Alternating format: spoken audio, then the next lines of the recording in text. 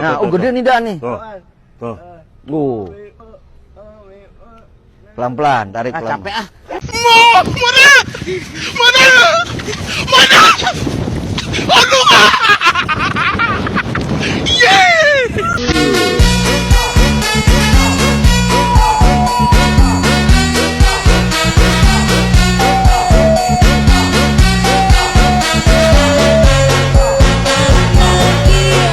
Assalamualaikum warahmatullahi wabarakatuh. Perkenalkan, nama saya Muhammad Syahid Habibur Rahman dengan NIM 231011 2013-75. Perkenalkan, saya Ringgas Sumatera Utara dengan NIM 231011 20843. Pengertian hipotesis regresi. Pengujian hipotesis regresi sederhana atau UJT, model regresi linear sederhana yang ideal harus memenuhi beberapa asumsi-asumsi berikut. Yang pertama ada eksogenitas yang lemah. Analisis ini mensyaratkan bahwa variabel X bersifat fix atau tetap, sementara variabel Y bersifat random. Maksudnya, satu nilai variabel X akan memprediksi variabel Y, sehingga ada kemungkinan beberapa variabel Y. Kedua ada linearitas. Model analisis regresi bersifat linear, artinya kenaikan variabel X harus diikuti secara proporsional oleh kenaikan variabel Y. Yang ketiga ada variance error yang konstan. Ini menjelaskan bahwa variance error atau variance residual yang tidak berubah-ubah pada respons yang berbeda. Kemudian yang keempat, ada autokorelasi untuk data time series. Jika kita menggunakan analisis regresi sederhana untuk data time series atau data yang disusun berdasarkan urutan waktu, maka ada satu asumsi yang harus dipenuhi, yaitu asumsi autokorelasi. Asumsi ini melihat pengaruh variabel lag waktu sebelumnya terhadap variabel Y. Jika ada gangguan autokorelasi, artinya ada pengaruh variabel lag waktu sebelumnya terhadap variabel Y. Tujuan penulisan. Setelah dilakukan uji prasyarat di atas dan data dinyatakan lolos, maka dilakukan pengujian selanjutnya, yaitu UJT. UJT digunakan untuk mengetahui apakah dalam model regresi variabel independen X1, X2, Xn secara parsial berpengaruh signifikan terhadap variabel dependen atau Y. Dari hasil analisis regresi output dapat disajikan sebagai berikut. Langkah-langkah pengujian sebagai berikut. A. Pengujian koefisien regresi variabel pair, yaitu 1. Menentukan hipotesis HO secara parsial tidak ada pengaruh signifikan antara pair dengan harga saham. HA secara parsial ada pengaruh signifikan antara pair dengan harga saham. Yang kedua, menentukan tingkat signifikansi. Tingkat signifikansi menggunakan A sama dengan 5%. Menentukan T hitung berdasarkan tabel diperoleh T hitung sebesar minus 1259. 1. Menentukan T tabel. Tabel distribusi T dicari pada A sama dengan 5%, 2, 2,5%, uji dua sisi dengan derajat kebebasan dalam kurung DF, N kurang K kurang 1 atau 18 kurang 2 kurang 1 sama dengan 15. N adalah jumlah kasus dan K adalah jumlah variabel independen. Dengan pengujian dua sisi, signifikansi sama dengan 0,025, hasil diperoleh untuk T tabel sebesar 2,131 atau dapat dicari di M Excel dengan cara pada sel kosong ketik sama dengan tinv dalam kurung 0,05, 15 tutup kurung lalu enter. 5. Jika kriteria pengujian diterima, jika T table lebih kecil dari tabel hitung lebih kecil dari T table, HO ditolak jika T hitung lebih kecil dari T table atau T hitung lebih besar daripada T table. Yang keenam, membandingkan T hitung dengan T tabel, nilai T hitung lebih besar dari T table seperti dalam kurung minus 1259 lebih besar dari minus 2131, maka HO diterima. Kesimpulan, oleh karena nilai T hitung lebih besar dari T tabel atau dalam kurung minus 1259 lebih besar dari minus 2131, maka HO diterima. Artinya secara parsial tidak ada pengaruh signifikan antara pair dengan harga saham. Jadi dari kasus ini dapat disimpulkan bahwa secara parsial pair tidak berpengaruh terhadap harga saham pada perusahaan di BEJ. Langkah yang kedua yaitu pengujian koefisien regresi variabel return on investment. Langkah pertama yaitu menentukan hipotesis dahulu. Hipotesis 0, secara parsial tidak ada pengaruh signifikan antara return on investment dengan harga saham. Hipotesis alternatif, secara parsial ada pengaruh signifikan antara return on investment dengan harga saham. Yang kedua, menentukan tingkat signifikansi tingkat signifikansi menggunakan alfa sama dengan 5%. Yang ketiga, menentukan T hitung berdasarkan tabel diperoleh T hitung sebesar 5,964. Yang keempat, menentukan T tabel.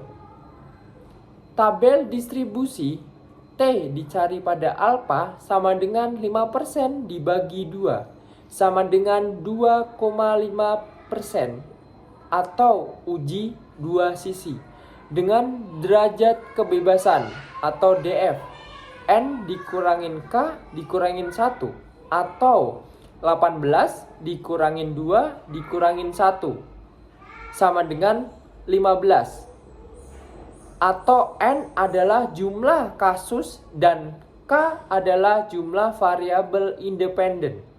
Dengan pengujian dua sisi atau signifikan sama dengan 0,025. Hasil yang diperoleh untuk T tabel sebesar 2,131. Yang kelima, kriteria pengujian. H0 diterima jika min tabel lebih kecil T hitung lebih kecil T tabel.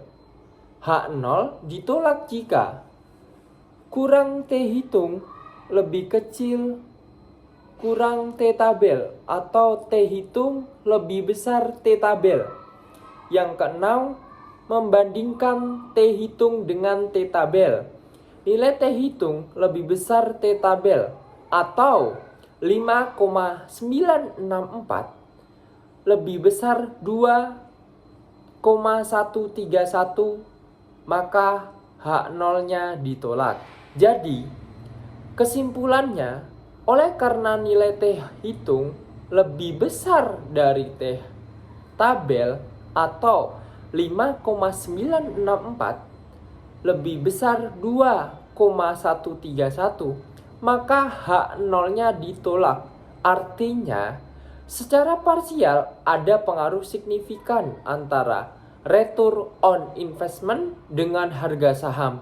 Jadi, dari kasus ini dapat disimpulkan bahwa secara parsial return on investment berpengaruh positif dengan harga saham pada perusahaan di BEG.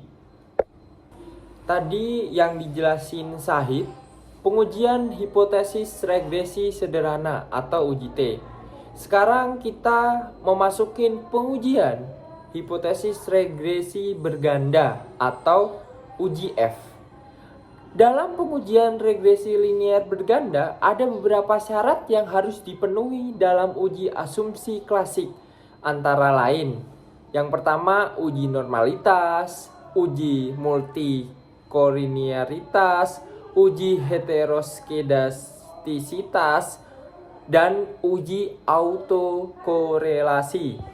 Setelah melalui proses perhitungan uji asumsi klasik di atas semua terpenuhi, maka bisa dilanjut pada uji hipotesisnya dengan nama uji F. Uji yang digunakan untuk mengetahui apakah variabel independen atau X1, X2 sampai Xn secara bersama-sama berpengaruh secara signifikan terhadap variabel dependen atau Y. Atau untuk mengetahui apakah model regresi dapat digunakan untuk memprediksi variabel dependen atau tidak, dari hasil output analisis regresi dapat diketahui nilai F seperti pada tabel 2 berikut ini. Tadi sudah mengetahui tentang uji F. Sekarang kita ke tahap-tahap untuk melakukan uji F. Yang pertama, merumuskan hipotesis. H0 tidak ada pengaruh secara signifikan antara PER dan return on investment secara bersama-sama terhadap harga saham. Sedangkan hipotesis alternatif ada pengaruh secara signifikan antara PER dan return on investment secara bersama-sama terhadap harga saham. Yang kedua, menentukan tingkat signifikansi. Tingkat signifikansi menggunakan alfa sama dengan 5% atau signifikansi 5% atau 0,05 adalah ukuran standar yang sering digunakan dalam penelitian. Yang ketiga, menentukan F hitung. Berdasarkan tabel diperoleh F hitung sebesar 25,465. Yang keempat, menentukan F tabel dengan menggunakan tingkat keyakinan 95%, alfa sama dengan 5%, DF1 atau jumlah variabel min 1 sama dengan 2 dan DF2 atau N dikurangin K dikurangin 1 atau 18 dikurangin 2 dikurangin 1 sama dengan 15 atau N adalah jumlah kasus dan K adalah jumlah variabel independen.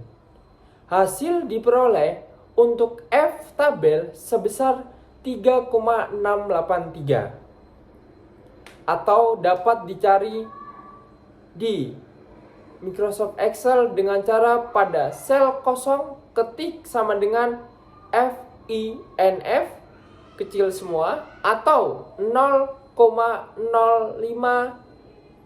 dikali 2,15 lalu di enter. Yang kelima, kriteria pengujian. Hipotesis 0 diterima bila F hitung lebih kecil F tabel. Hipotesis 0 ditolak bila F hitung lebih besar F tabel. Yang keenam, membandingkan F hitung dengan F tabel. Nilai F hitung lebih besar F tabel atau 25,465 lebih besar 3,683, maka hipotesis nolnya ditolak.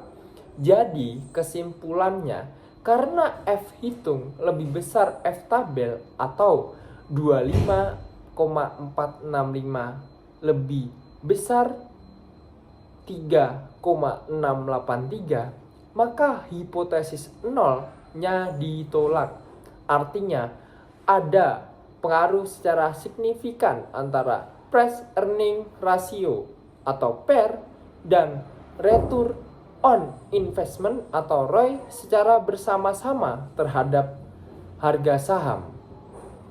Oleh karena itu, dapat disimpulkan bahwa price earning ratio dan return on investment secara bersama-sama berpengaruh terhadap harga saham pada perusahaan di BEG. Terima kasih.